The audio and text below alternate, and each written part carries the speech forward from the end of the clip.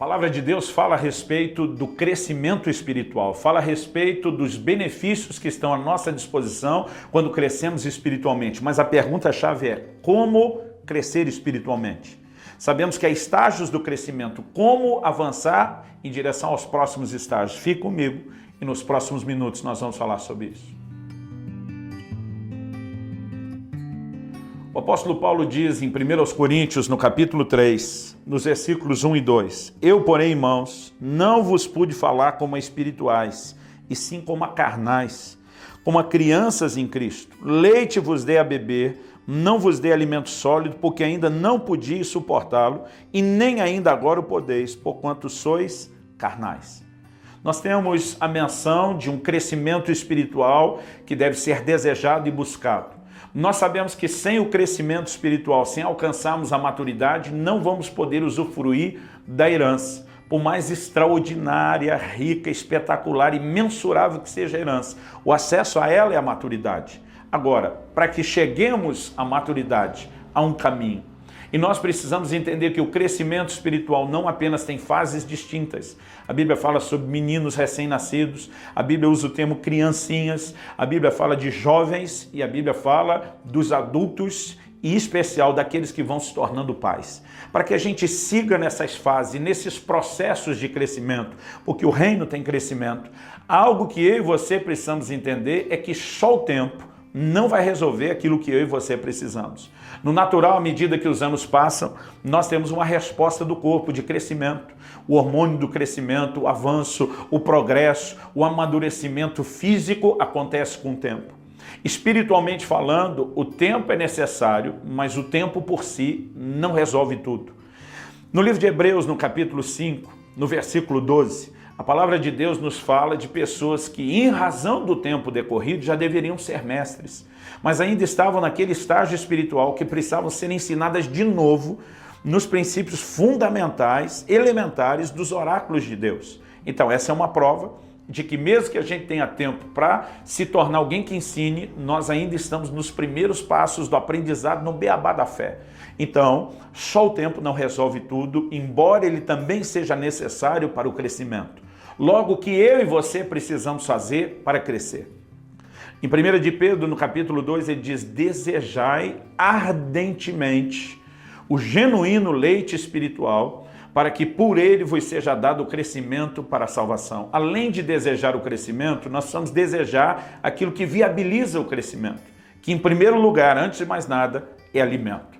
Quando ele fala de desejar o leite espiritual, ele está falando de uma dieta específica. O texto que nós lemos anteriormente, em 1 Coríntios 3, mostra que as crianças elas têm que permanecer no leite. Inicialmente o leite materno, obviamente depois outros leites, como leite de vaca, vão sendo introduzidos em algumas dietas, mas o que essa criança não pode, nesse estágio, é alimento sólido. Eu não consigo imaginar um pai dizendo para a mãe de um garoto de 2 ou 3 meses, Está na hora de nós introduzirmos essa criança numa feijoada. Ninguém faria isso no natural. E também isso não vai acontecer no espiritual. Para cada fase, e já demonstramos anteriormente que existem fases do crescimento. O recém-nascido precisa de leite. A criança ainda não pode entrar em todo e qualquer alimento sólido, mas com o tempo nós podemos ir mudando a dieta dentro de cada fase. Mas o que toda fase tem em comum é necessário alimento. Sem alimento não há crescimento. E a pergunta é, qual é o alimento espiritual que nós precisamos? Em Mateus 4,4, o Senhor Jesus diz, nem só de pão viverá o homem, mas de toda a palavra que sai da boca de Deus. O pão é aquilo que o nosso corpo necessita, o alimento natural é o que o nosso corpo precisa, não apenas para a sobrevivência, mas para o seu desenvolvimento. Nós precisamos entender que espiritualmente não é diferente. O nosso alimento espiritual é a palavra de Deus. Não há como pensar em viver vida cristã sem o envolvimento com a palavra de Deus. Não se trata apenas de buscar um conhecimento que nos ajude a ser maduros. A palavra é o alimento que nos fará crescer em todas as áreas. Nós precisamos entender que em alguns momentos ele é chamado de alimento da fé. A palavra de Deus é chamada dessa forma, porque vai fortalecer áreas específicas da vida cristã. Então, por exemplo, em 1 Timóteo 4,6, Paulo diz ao seu discípulo, você será nutrido, alimentado pelas palavras de fé que pregamos. Em Romanos 10,17, a Bíblia diz, a fé vem por ouvir e ouvir a palavra de Cristo. Mas a palavra, embora alimente a fé, ela não alimenta só esse departamento da vida espiritual. Ela é um alimento para o nosso espírito de uma forma completa. É o que eu e você precisamos para o crescimento. E sem nos envolvermos com a palavra, não teremos tudo aquilo que precisamos. Aliás, nós precisamos entender que não só precisamos de alimento, para que a gente passe de fase da infância para a juventude, da juventude para a varonilidade ou a fase adulta, mas nós também precisamos entender que cada fase tem o seu próprio alimento. A declaração de Paulo que vimos inicialmente, ele diz: eu não pude falar a vocês como espirituais, e sim como a carnais, como crianças em Cristo. Ele mostra que esse comportamento da carnalidade mostra o estágio onde eles estavam. Então, se eram crianças, ele diz: eu só pude dar leite espiritual. Ele diz: e mesmo agora, eu não dei alimento sólido, nem antes nem agora, porque vocês não podem suportar. O próprio Jesus diz em João 16, ali a partir do versículo 12, eu tenho muito o que vos dizer, mas vocês não podem suportar agora.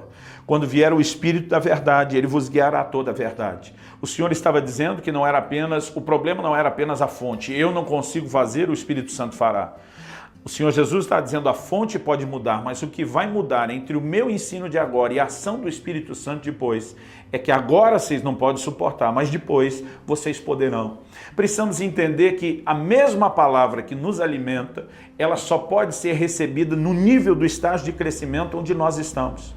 No livro de Hebreus, no capítulo 5, eu quero começar lendo a partir do versículo 11, a palavra de Deus nos diz o seguinte, Hebreus capítulo 5, verso 11. A esse respeito temos muitas coisas que dizer e difíceis de explicar, porquanto vos tendes tornados tardios em ouvir.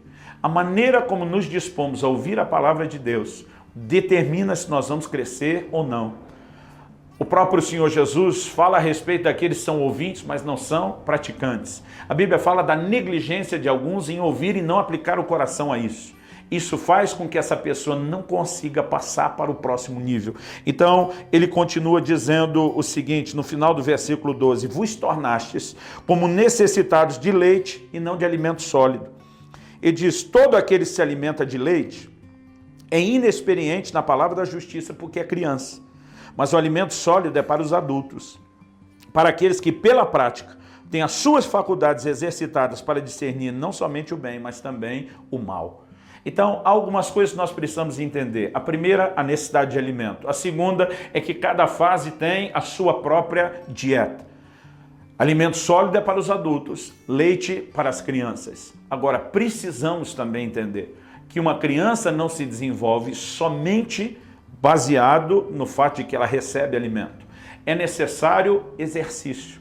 Aqui ele está falando daqueles que têm as suas faculdades exercitadas para discernir não somente o bem, mas também o mal. Há um exercício de escolhas, há um exercício de maturidade.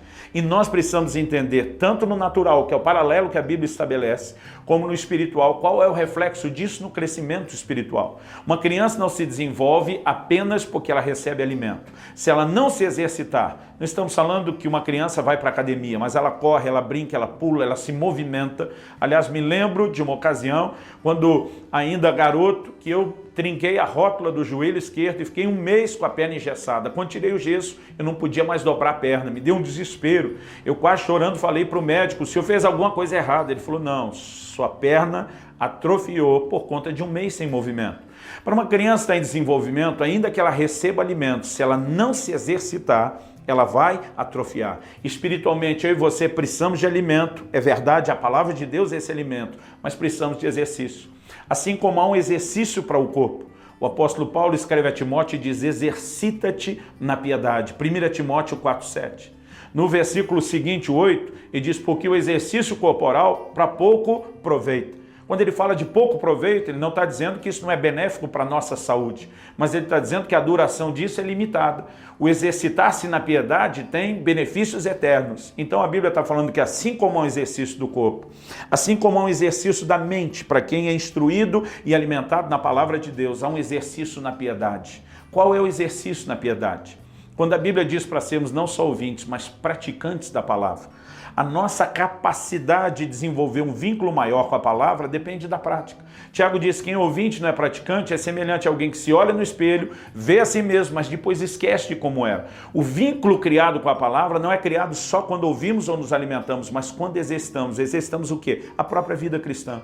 Quando Jesus fala a respeito de dar a outra face para quem nos feriu na primeira, quando fala de andar a segunda milha, de entregar a capa junto com a túnica, ele está falando de exercitar na piedade.